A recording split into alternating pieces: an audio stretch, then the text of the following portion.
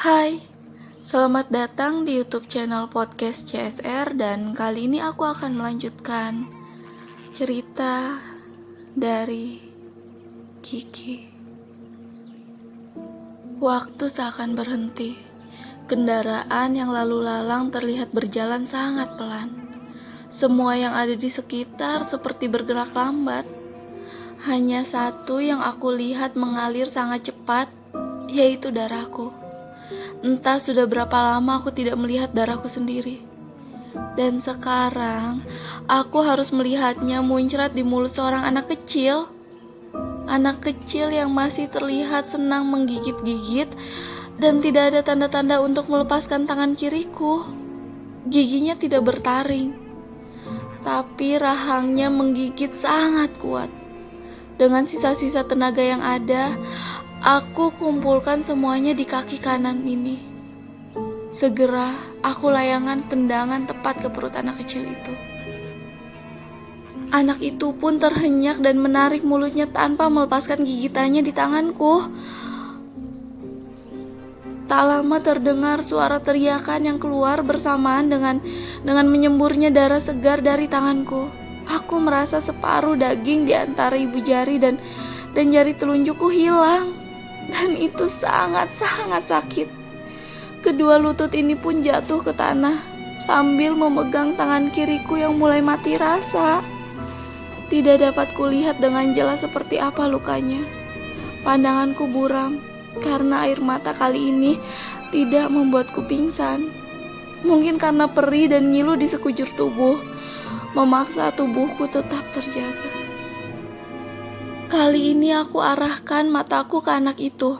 Anak berbaju merah yang sekarang berdiri di tengah jalan memegang perutnya.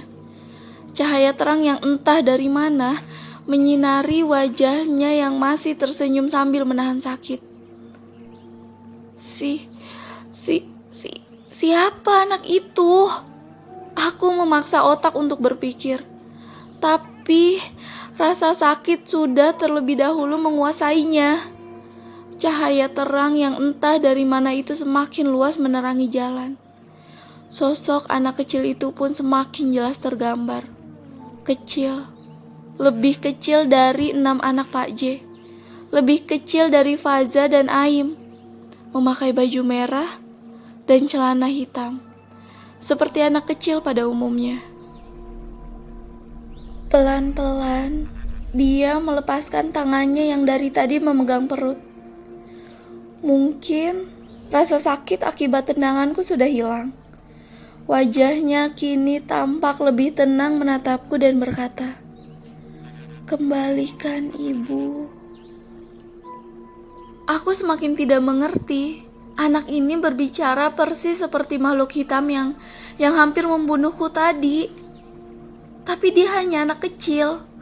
Anak kecil yang normal, tidak ada tanda-tanda cacat seperti anak-anak Pak J.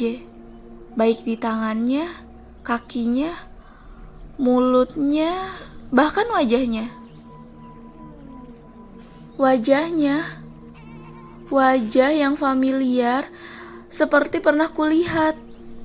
Kecuali mulutnya yang tertutupi darahku, yang perlahan-lahan mulai berubah.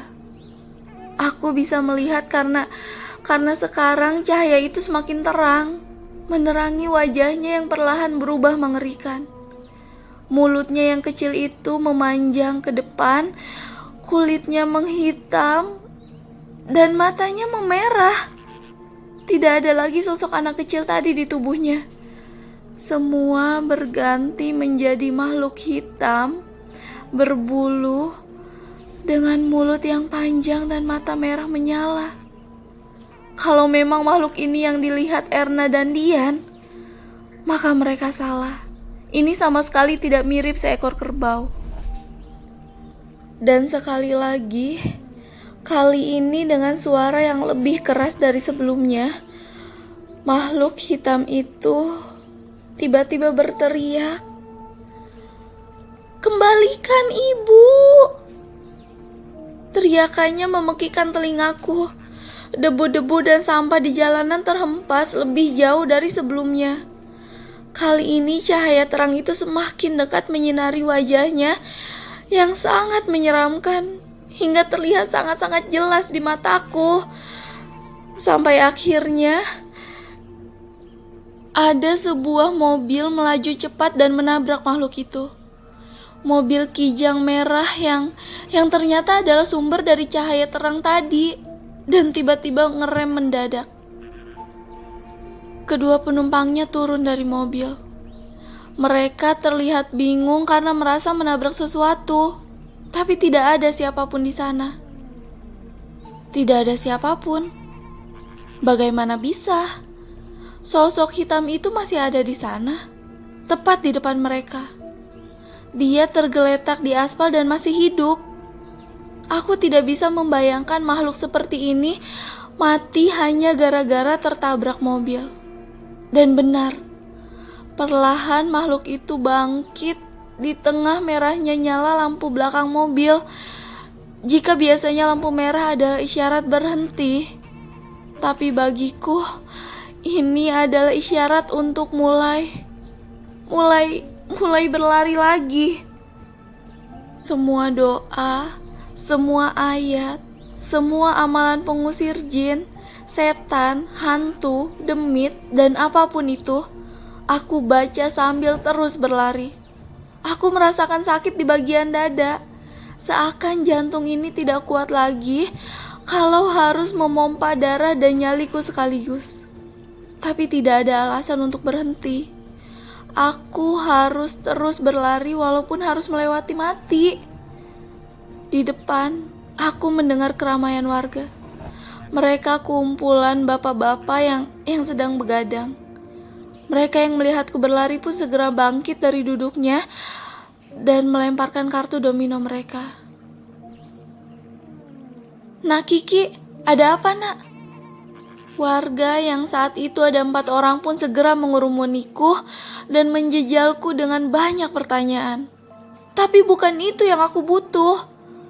Aku pun segera mendorong 2 orang warga yang menghalangi jalanku, kemudian berlari ke posko tempat mereka nongkrong. Aku langsung menyambar kendi dan meneguk semua kopi panasnya sampai habis. Seakan tidak puas, aku memukul-mukul kendi yang ujungnya masih di mulutku itu.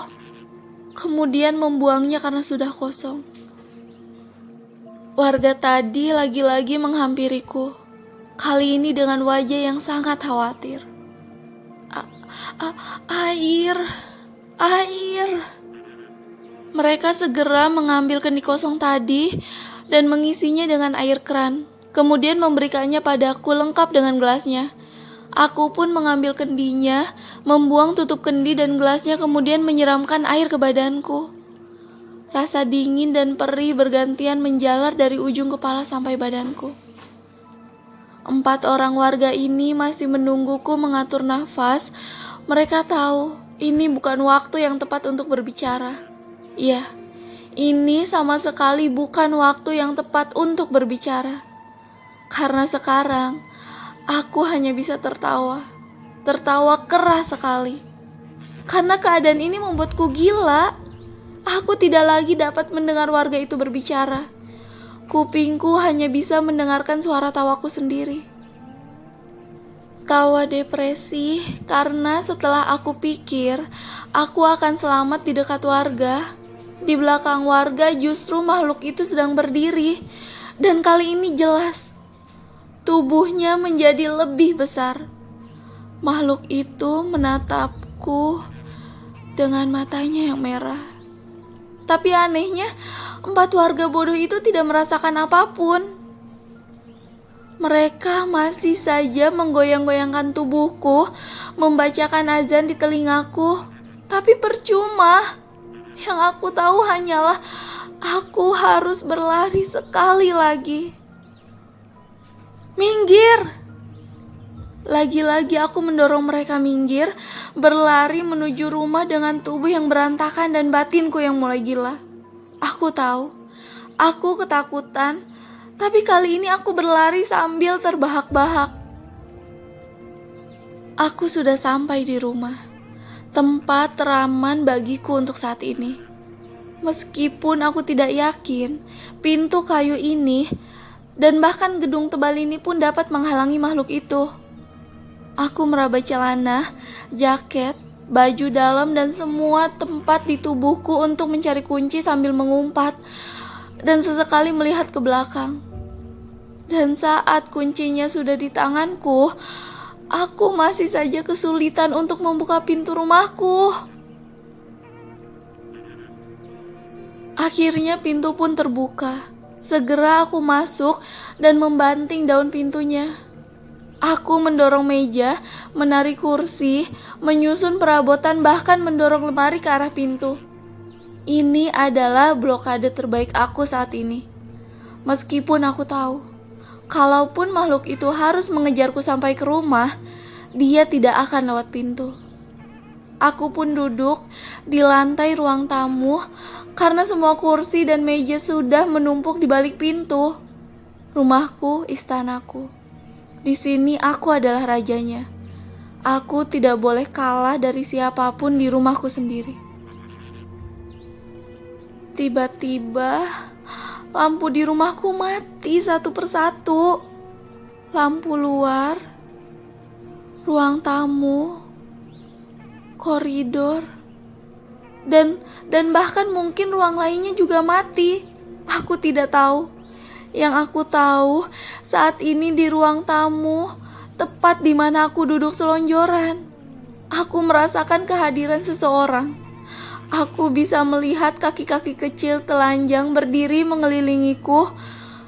Bau apek ini seperti bau Faza yang sudah seharian bermain dan belum juga mandi.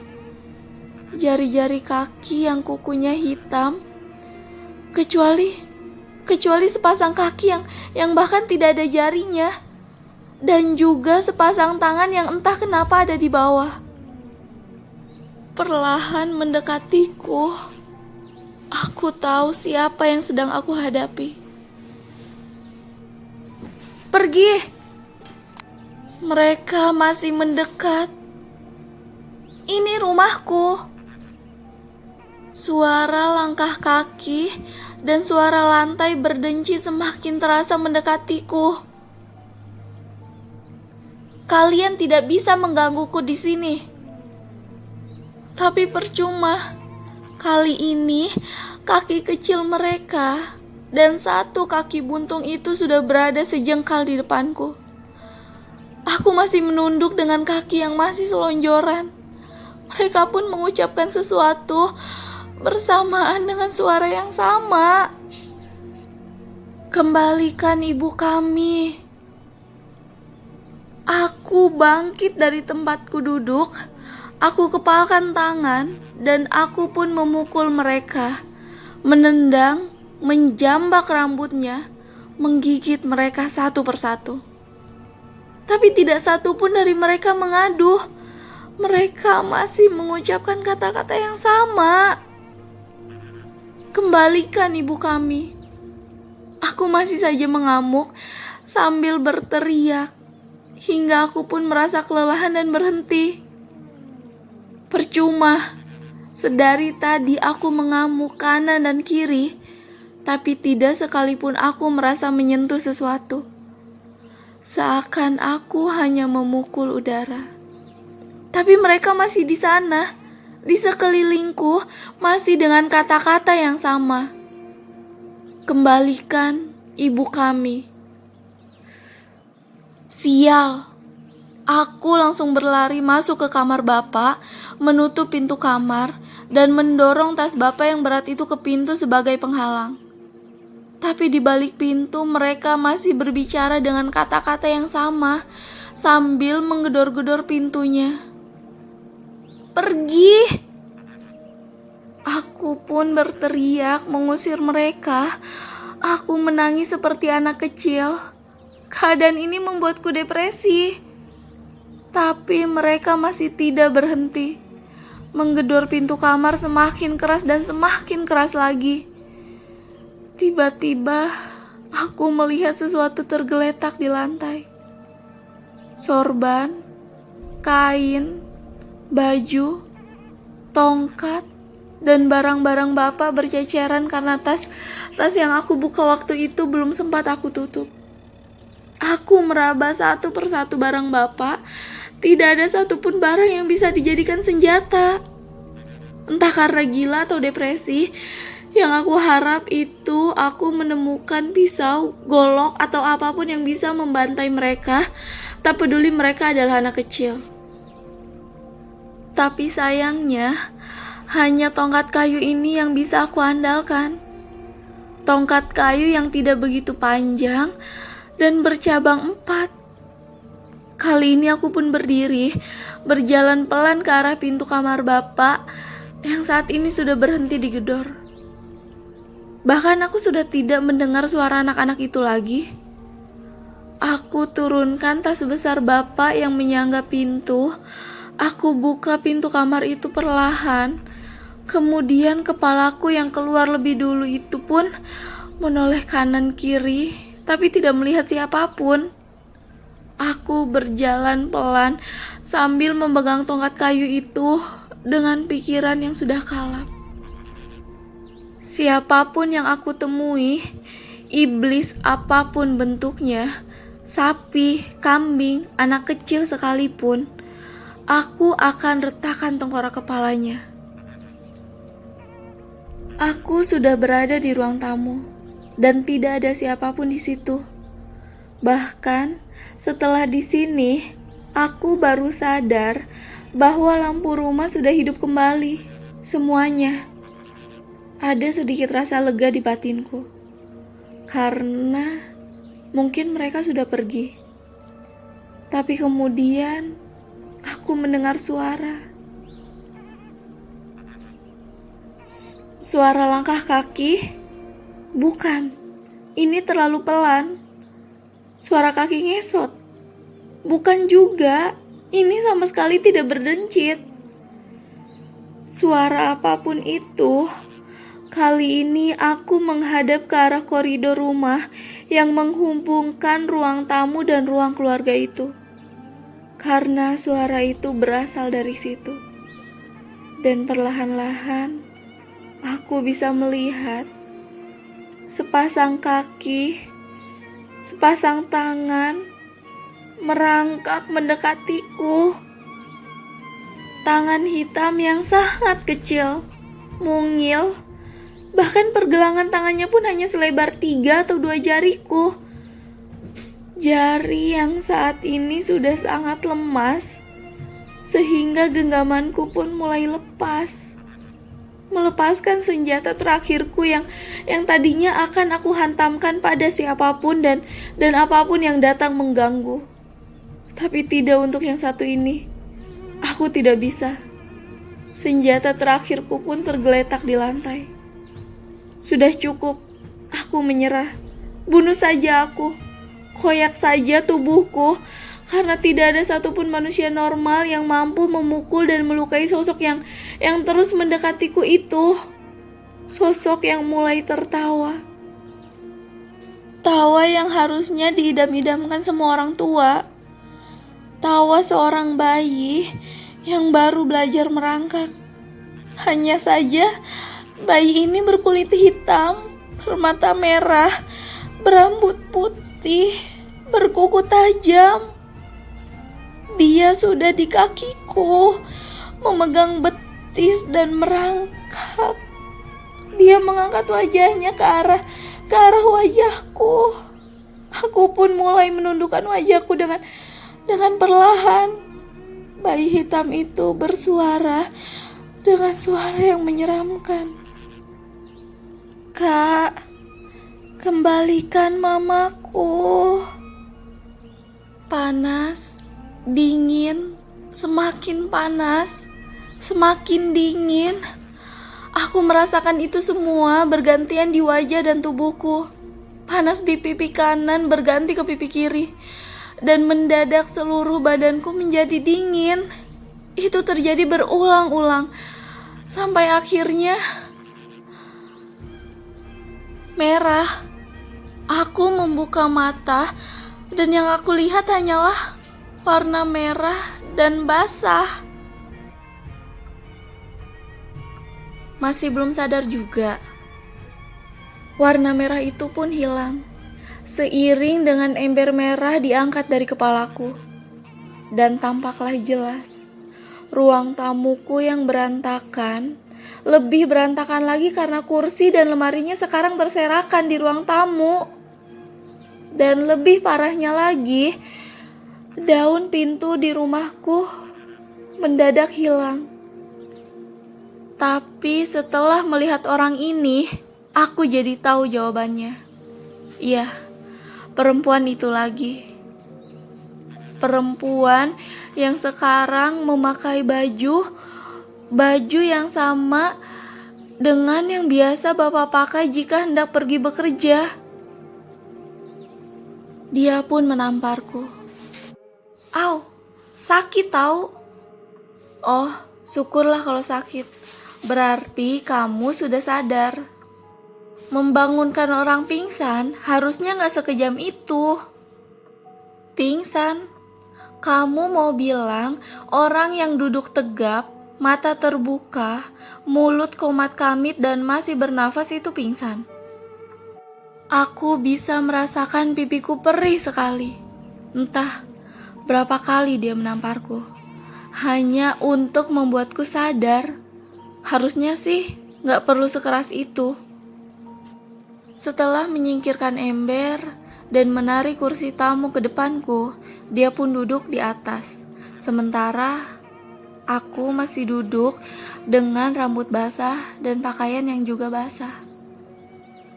Dan aku pun kaget. Jadi selama ini aku tidak pingsan. Lalu kejadian semalam, anak-anak Pak J dan juga bayi itu hanyalah hayalan. Aku melihat ke kanan dan ke kiriku mencari tongkat kayu Bapak dan ternyata ada. Tongkat itu menggantung di dinding ruang tamu. Tongkat itu ada alasan kenapa cabangnya ada 4. Jadi jangan kamu biarkan tergeletak di lantai lagi. Ngerti? Kamu Maulida. Panggil aku Maulida. Sebenarnya siapa kamu ini? Maaf, bukan apa-apa. Aku hanya harus tahu agar bisa menentukan gimana harusnya aku bersikap sama kamu. Semua orang sama saja. Sikap mereka pada orang lain tergantung status dan strata sosial. Aku sudah beritahu namaku dan masa bodoh. Aku gak peduli dengan bagaimana kamu bersikap, gak ngaruh. Sekarang, ceritakan padaku, apa yang terjadi semalam? Aku melihat makhluk itu. Aku melihat anak itu. Teruskan. Maulida memulai pertanyaan yang sama sekali tidak ingin aku jawab. Aku tidak mau mengingat sedikit pun kejadian tadi malam. Tapi aku butuh jawaban dan mungkin Maulida bisa membantuku. Lagi pula, tidak ada yang menjamin kejadian yang sama tidak akan terulang lagi malam ini. Bahkan ketika aku mulai bercerita, Maulida tidak menunjukkan sedikit pun ekspresi terkejut. Entah karena wajahnya yang memang seperti itu, atau karena sebenarnya dia sudah tahu. Aku pun melanjutkan ceritaku panjang lebar. Walaupun harus beberapa kali tersedat karena otakku masih tidak mampu membuang semua trauma singkat itu. Semua persis seperti yang kamu katakan. Sesuatu yang lebih buruk akan terjadi. Dan itu sudah terjadi tadi malam padaku. Kamu salah. Yang kamu alami tadi malam bukanlah apa yang aku takutkan. Maksudnya, aku sudah pernah memperingatkan untuk tidak melakukan hal bodoh. Tapi sahabat kamu itu, hampir tiap malam dia memberikan anak-anak itu makan. sudah seperti orang tuanya sendiri. Dan kamu tahu apa akibat dari itu semua? Iya, anak-anak itu tidak akan melepaskan orang tuanya begitu saja. Tidak saat mereka juga kehilangan sosok ayah. Dan kamu sudah memisahkan orang tua barunya dari mereka. Anak itu, anak yang mengejarku itu, anak yang bisa berubah menjadi sesuatu yang menyeramkan itu anak kandung Pak J. Mungkin lebih tepatnya, dulunya adalah anak kandung almarhum Pak J. Dulunya, maksud kamu? Entahlah, tapi seorang manusia biasa tidak akan punya anak seperti itu, kecuali mereka bersekutu dengan bangsa jin. Dan siapapun yang melakukan hal tersebut pasti akan menerima resiko yang setimpal, termasuk tidak akan bisa hidup tenang selamanya. Serius, kata-kata Maulida barusan memang menjelaskan siapa anak misterius tersebut. Tapi, bagaimanapun juga, dia menjelaskannya dengan hal yang lebih tidak masuk akal. Anak Pak J, anak kandung Pak J, dulunya anak kandung Pak J. Aku jadi semakin bingung. Aku pun bertanya lagi. Tunggu dulu. Kalau memang anak itu, maksudku makhluk itu mengejarku karena aku menyuruh anak-anak KKN itu pergi, itu artinya dia tidak marah karena sumur itu diratakan warga.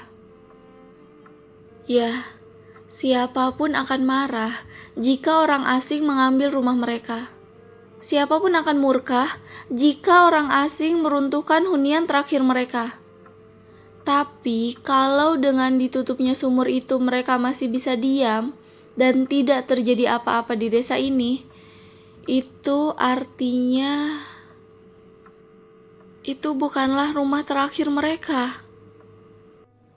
Mata Maulida berkedip dan sedikit mengecil, seolah bibirnya sedang tersenyum, dan dia mengambil sebuah tas hitam dan menumpahkan isinya di hadapanku, yang ternyata adalah seikat rumput kering, kuning dengan benang kusut yang juga berwarna kuning. Apa ini?